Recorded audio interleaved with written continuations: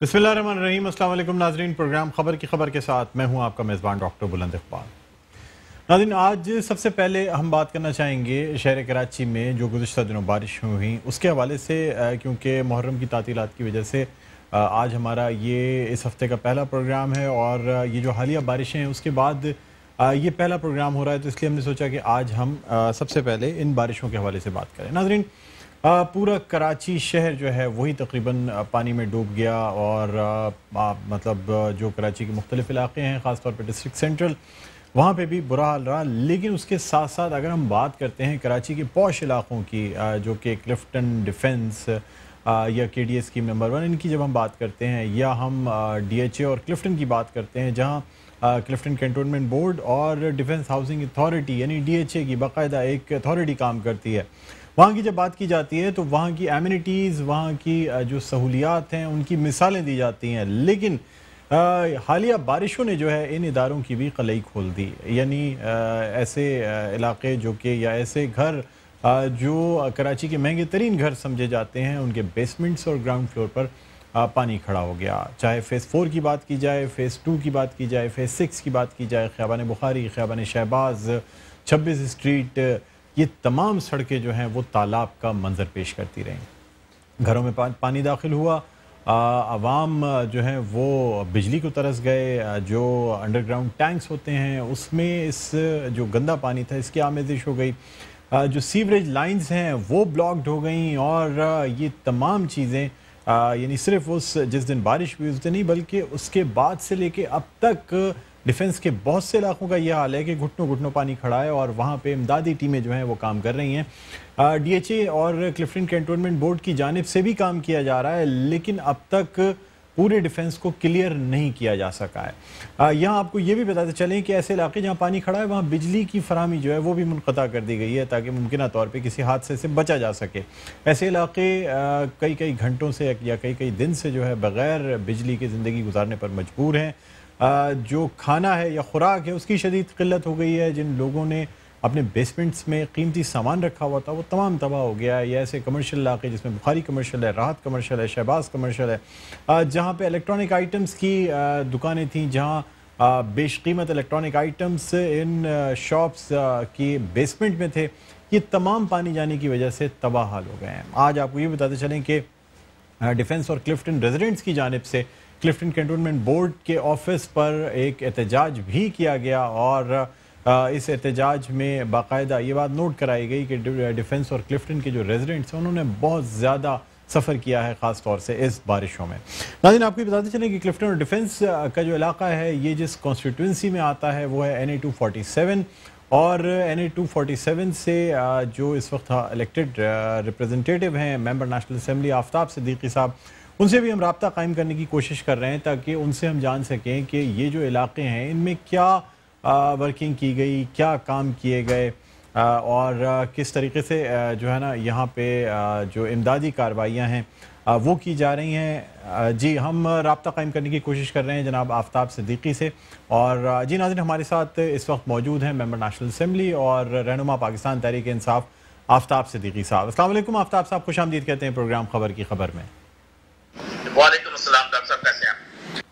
जी अल्लाह का करम, मैं ठीक हूँ। सर, आपसे जानना चाहूँगा कि हालिया बारिशों में जो कराची का हाल हुआ आपने देखा, मतलब कराची के दूसरे इलाके और ख़ास तौर पे जब हम बात करते हैं बल्दियाती इदारों की, उनका रोना एक तरफ, सिंध हुकूमत के लिए बात की जाती है कि सिंध हुकूमत इक़दामात नहीं कर रही वो एक तरफ, लेकिन ऐसे इलाके जिनकी मिसालें दी जाती थी सर्विसेज की और बल्दियाती जो वो निज़ाम है उसकी, सर उनकी भी कलई खुल गई। उन इलाकों में जो है वो जगह जगह पानी खड़ा हुआ, क्या कहते हैं सर? देखें, ये तो स्पेल था जो 27 अगस्त को हुआ।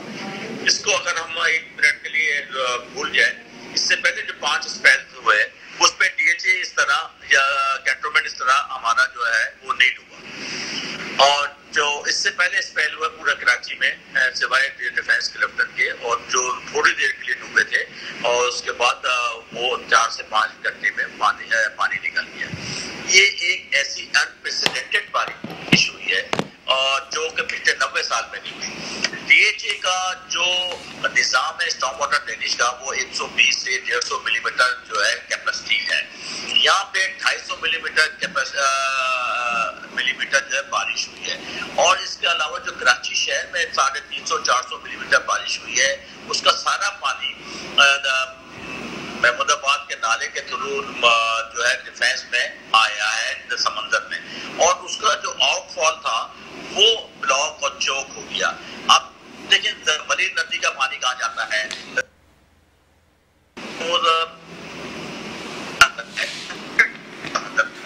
اب ہم آتے ہیں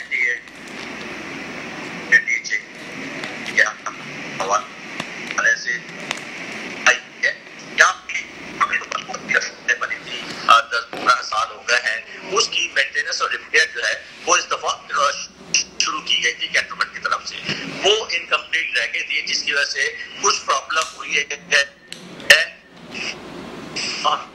پانی وہاں کھڑا ہوتا ہے پھر رات کو نکل جاتا ہے.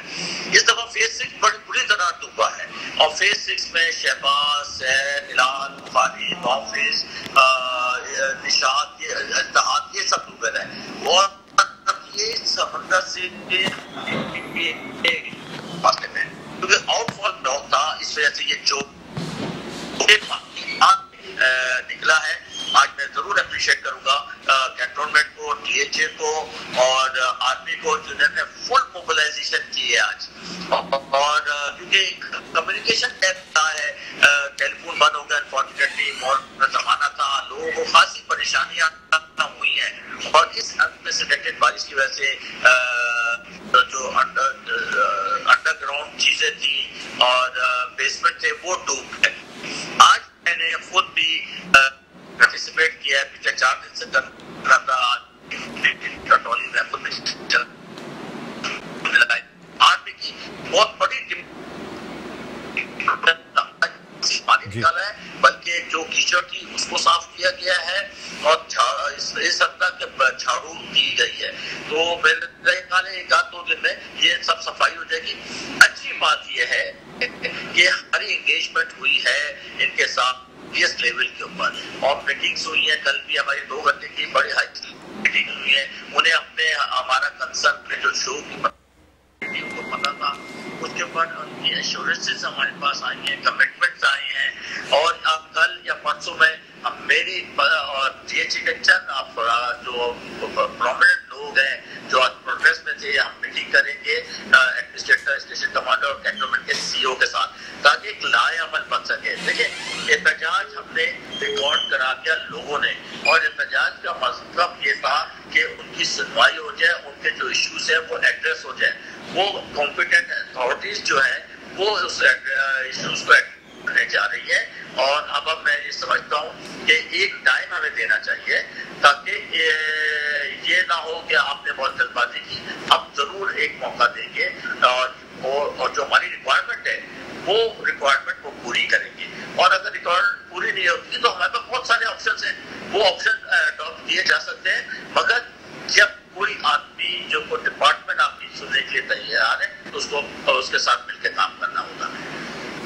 سر یہ بھی آپ سے جاننا چاہوں گا کہ ڈیفنس یعنی ڈی ایچ اے کے بارے میں یہ کہا جاتا ہے کہ لینڈ ریکلیمیشن جو کی گئی, یعنی جو نئی بستیاں آباد کی گئی ہیں ان کی وجہ سے ملیر ریور جو ہے اس کا جو بہاؤ ہے وہ کم ہوا ہے, جس کی وجہ سے نہ صرف پورے کراچی بلکہ خاص طور پہ ڈیفنس کلفٹن میں پانی کھڑا ہو رہا ہے. سر سوشل میڈیا پہ یہ جو ویڈیو چلائی جا رہی ہے یا جو ڈیفنس کی نئی آبادیوں کے لیے بات کی جا رہی ہے کہ نالے پہ یا ندی پہ یہ آبادیاں بنائی گئی ہیں جن کی وجہ سے یہ سارے پرابلمز ہوئے ہیں, آپ کیا سمجھتے ہیں بحیثیت سول انجینئر کی, کیا یہ بات درست ہے, کیا اس میں صداقت ہے کہ ان آبادیوں کی وجہ سے ہی ڈیفنس کا جو پانی ہے یا اس کا جو نکاسی کا سسٹم ہے یہ متاثر ہوا؟ حقیقت ہے نا کہ جو ملیر ندی ہے جی یہ تو حقیقت ہے کہ ملیر ندی شرنک ہوتی جا رہی ہے, اس کا سائز چھوٹا ہوتا جا رہا ہے, وہاں سے سینڈ بھی نکل رہی ہے, وہاں سے مٹی بھی نکل رہی ہے, اور کچھ آبادیاں بھی بن گئی ہیں. آپ دیکھیں کورنگی کاسٹ پہ ہر سال کورنگی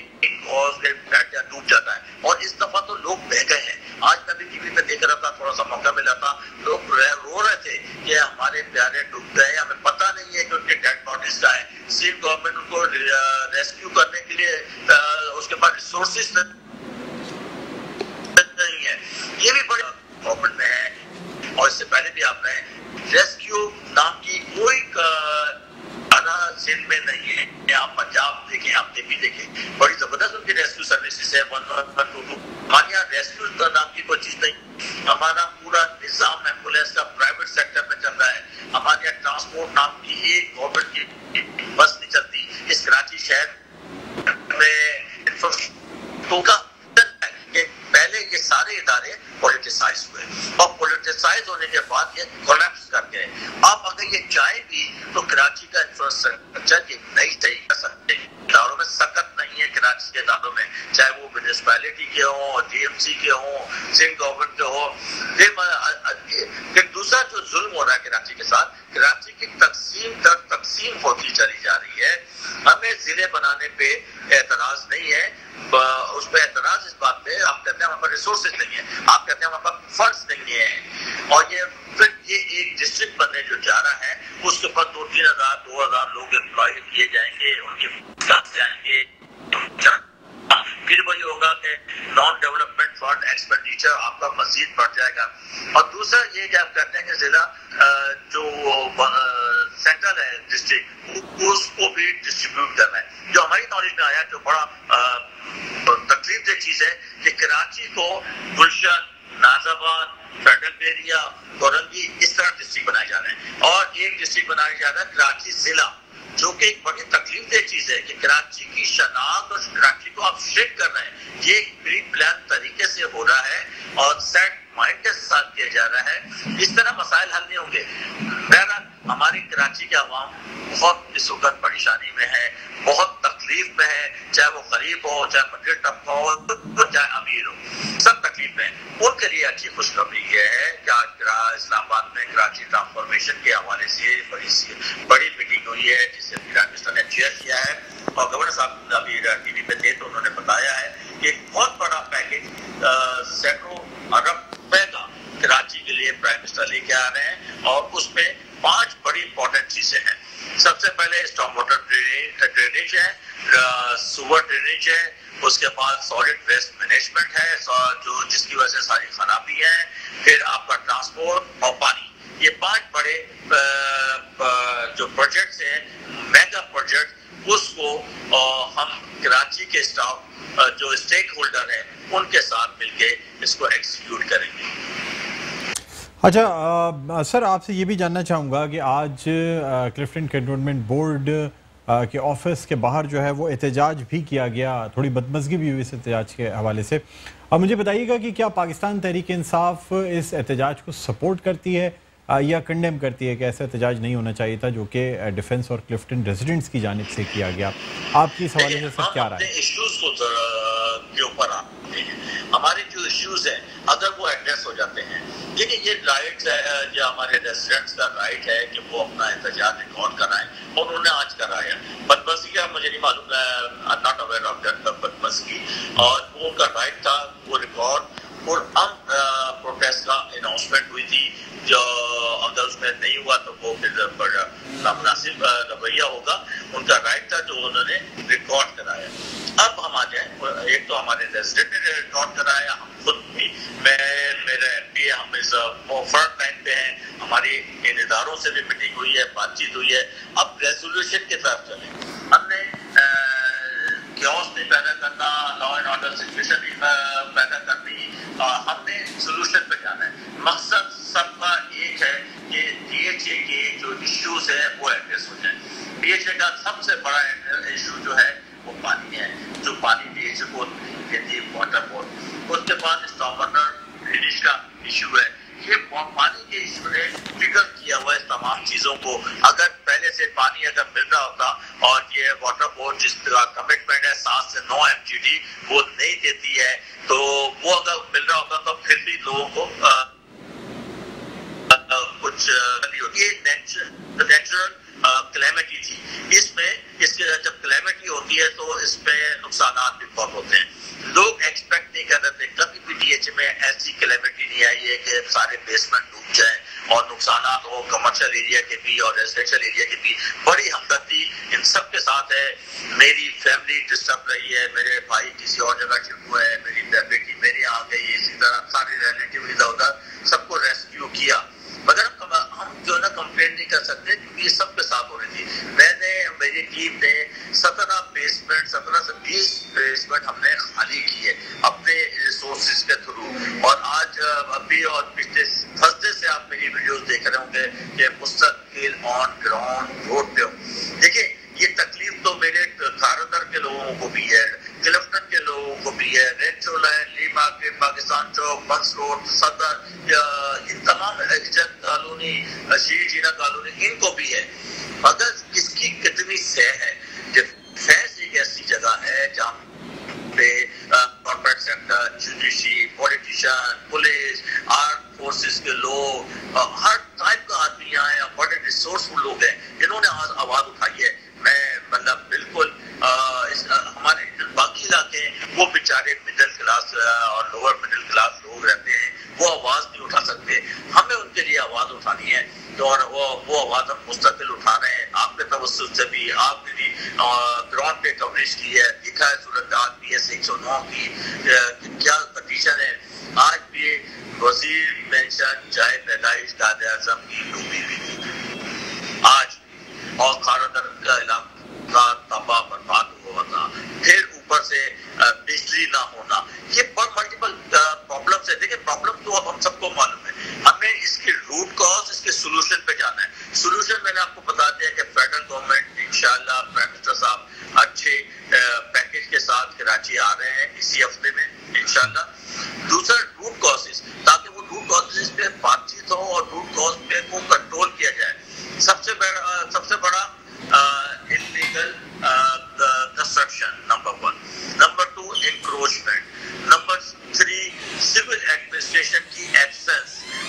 کیوں ہے؟ اگر یہ انکروچمنٹ ہو رہی ہے, انلیگل کنسٹرکشن ہو رہی ہے, تو سول ایڈمنسٹریشن کہاں آئے؟ ان کو اپنا رول پلے کرنا پڑے گا. پھر نالوں کے اوپر آبادی, نالوں کے اوپر جو آبادی ہے وہ 10 سے 12 لاکھ کی ایک ایسٹیمیٹ ہے کہ 10 سے 12 لاکھ گھر ہیں, 50 سے 55 لاکھ کی آبادی وہاں ہے. یہ ایک دن میں تو آباد نہیں ہوئے. اور یہاں پہ جو لوگ رہتے ہیں, ڈاکٹر صاحب بڑی امپورٹنٹ بات ہے, بچہ پیدا ہوتا ہے اور جو پرورش پاتا ہے, بڑا ہوتا ہے, نہ اس کو اسکول کا پتہ ہے کہ اسکول میں پلے گراؤنڈز کیسے ہوتے ہیں, نہ اس کو پارک کا پتہ ہے, نہ ہاسپٹلس کا پتہ ہے, نہ وہاں پہ کلینکس ہیں, نہ وہاں پہ سول سروسز ہیں, میونسپل سروسز. یہ بھی بڑا المیہ ہے کہ آج کا جو بچہ ہے کل جب جوان ہوگا وہ کیا سوچے گا, اس کا مائنڈ سیٹ کیا ہوگا کہ وہ تو ایک ڈپرائیوڈ فیملی سے تعلق رکھتا ہے, تو اس کی سوچ بھی ڈفرینٹ ہو جائے گی. ہمیں یہ بھی دیکھنا ہے کہ آنے والے وقتوں میں ان لوگوں کو کیسے مینیج کرنا ہے, اس کی ذمہ داری کس کی ہے. اس فیڈرل گورنمنٹ کی ہے تو آپ بتا دیں, سندھ گورنمنٹ کی ذمہ داری ہے اوبیسلی. اور یہ بھی ایسا نہ ہو کہ کوئی پیدا ہو کرے گاڈ فاربڈ, تو وہ ہوتا ہے جب آپ کو اپنا حق نہیں ملتا, آپ کو انصاف نہیں ملتا, تو لوگ اس قسم کی انوائرمنٹ میں بیٹھتے ہیں بچے, اور وہ غلط انوائرمنٹ بیٹھنے کی وجہ سے تو کرائم بڑھتے ہیں. تو یہ کراچی کی جو ڈائنامکس ہے بہت ڈفرینٹ ہے, اور جو کراچی کے لیے جو ایڈمنسٹریٹر آ رہا ہے وہ ایک نیوٹرل بندہ ہونا چاہیے جو کراچی کا ہو, جس کو کراچی کے بارے میں معلومات ہو, جسے اس کراچی کی پبلک کا پتہ ہو, اور ایماندار اور سنسر ہو, تو جا کے یہ کراچی بہتر ہوگا. اگر پولیٹیکل بندہ آتا ہے یا جس کا صوبہ سندھ کے ساتھ تعلق ہوگا یا گورنمنٹ کے ساتھ ہوگا, تو یہ پھر کراچی کے لیے بڑے مسائل ہوں گے. جی سر یہ بتا دیجیے گا کہ آپ نے ایک آج پریویلیج موشن جو ہے وہ قومی اسمبلی کے اسپیکر کو جمع کرائی ہے, اور اس میں یہ کہا گیا ہے کہ شاید سنڈے کو آپ نے کال کی تھی, کلفٹن کینٹونمنٹ بورڈ کے CEO سلیم وٹو صاحب نے آپ سے شاید کوئی بد کلامی بھی کی, اور اس کے بعد جو ہے نا مطلب آپ نے آج یہ پریویلیج موشن جمع کرائی ہے تاکہ اسپیکر صاحب اسلام آباد طلب کریں اور ان سے پوچھ گچھ کی جائے کہ وہ ڈیفنس اور کلفٹن کی سروسز کے حوالے سے کیا کہتے ہیں. دیکھیے میری کوئی انا نہیں ہوتی ہے, میں بڑا سب لوگوں کے ساتھ مل کے چلنا چاہتا ہوں, کام کرنا چاہتا ہوں.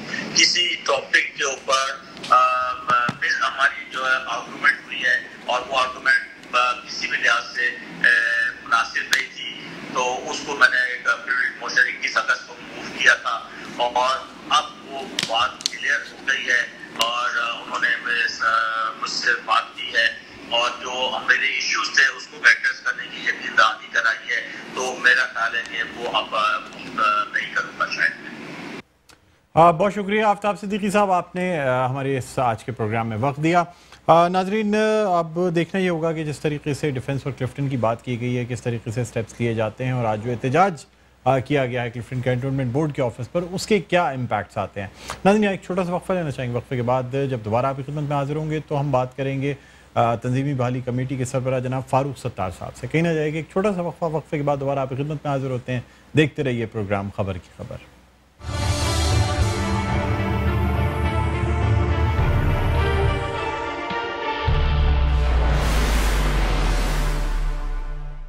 जी नाजरीन, वेलकम बैक। एक दफ़ा फिर आपको खुशामदीद कहते हैं प्रोग्राम में खबर की खबर। मैं हूं आपका मेज़बान डॉक्टर बुलंद इकबाल। नाजरीन, आज हम बात कर रहे हैं कराची में हालिया बारिशों के बाद जो पानी की निकास की जो सूरत हाल हुई और निकासी आब में जो रुकावटें हुई, उसके बाद आपको बताते चलें कि कराची के जो इलाके डिफेंस और क्लिफ्टन है उसके जो रिहायशी हैं उनकी जानिब से आज एक मुजाहरा भी किया गया क्लिफ्टन कैंटोनमेंट बोर्ड के ऑफिस के बाहर। और डिमांड ये थी कि या तो जो टैक्सेस दिए जाते हैं वो 5 साल के लिए माफ़ किए जाएँ, जो नुकसानात हुए हैं डिफेंस और क्लिफ्टन के रिहायशियों के, उनका जो है ना वो इजाला किया जाए।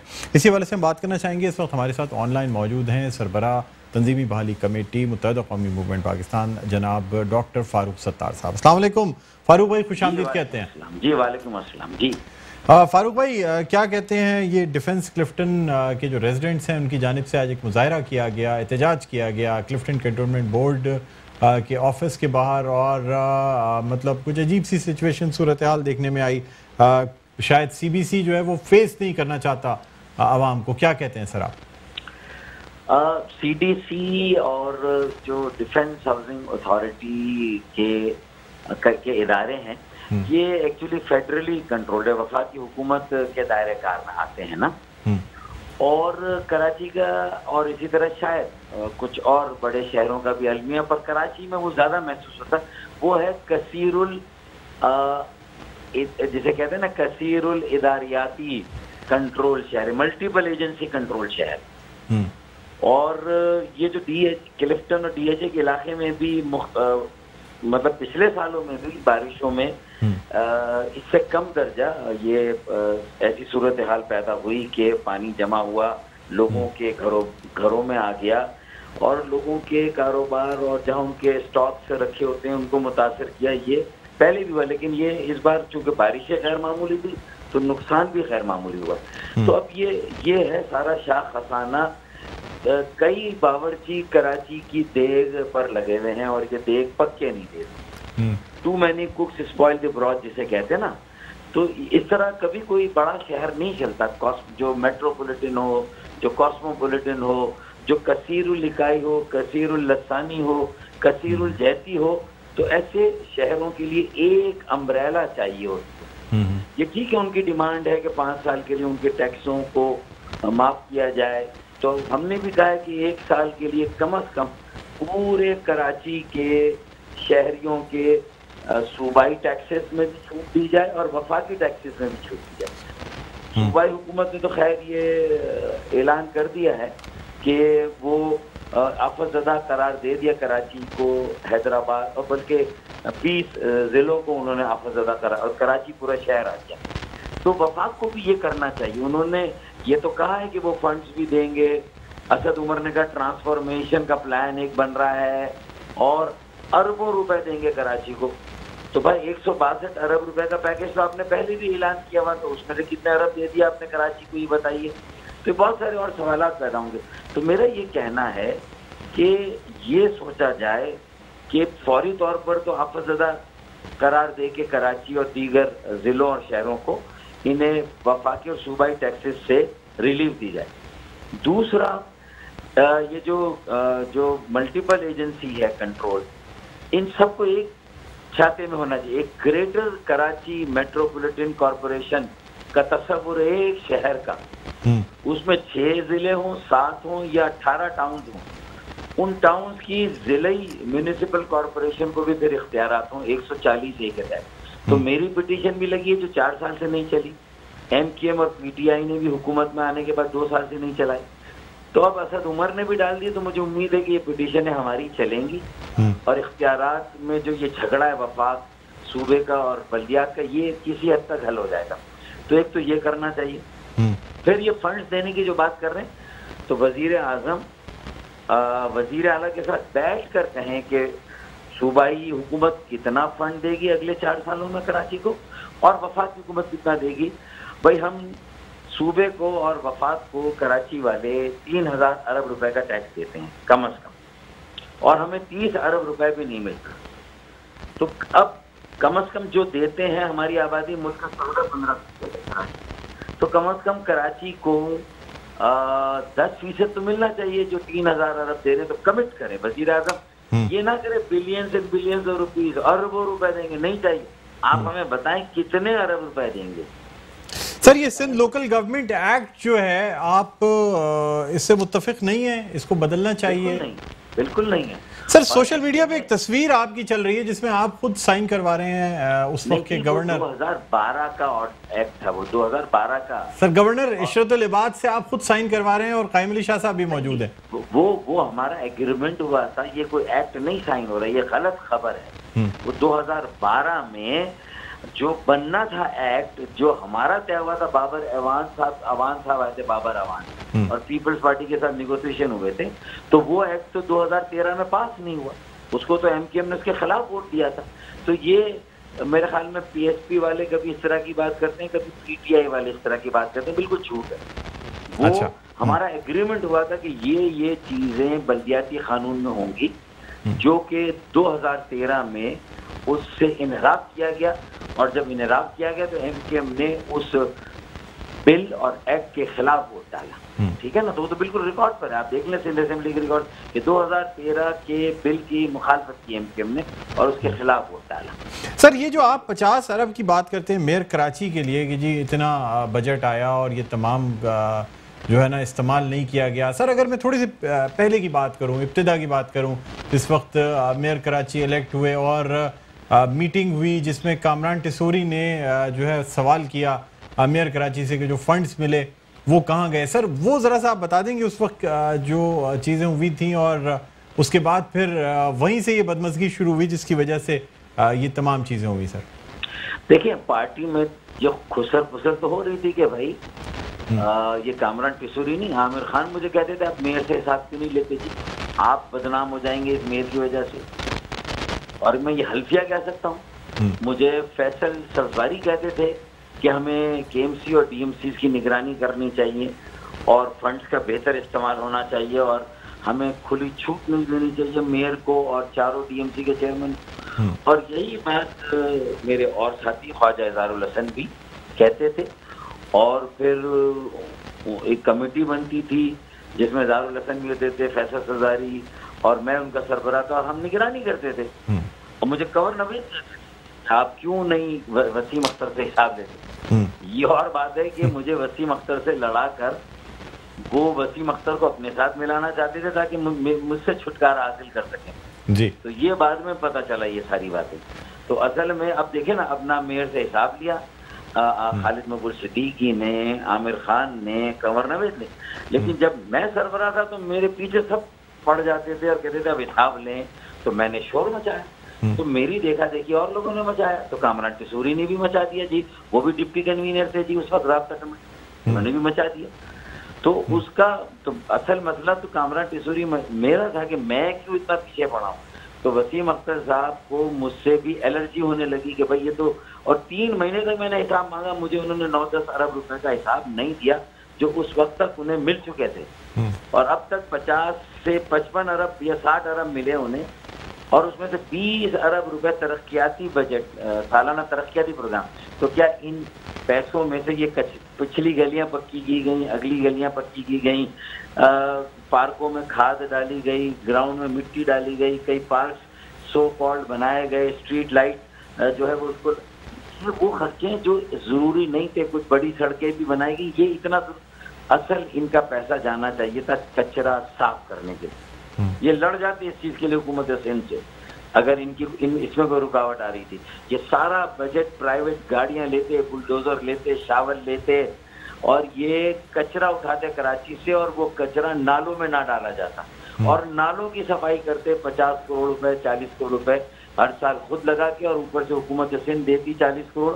تو 80 کروڑ روپے ہر سال بجٹ لگ سکتا تھا، اور نالے صاف نہیں کیا گیا، کچرا نہیں اٹھایا گیا، کچرا نالوں میں ڈالا گیا، اور جو نکاسی آپ کی لائنیں تھی وہ بھی نالوں میں جا رہی، اس کو ڈسکنیکٹ نہیں کیا گیا۔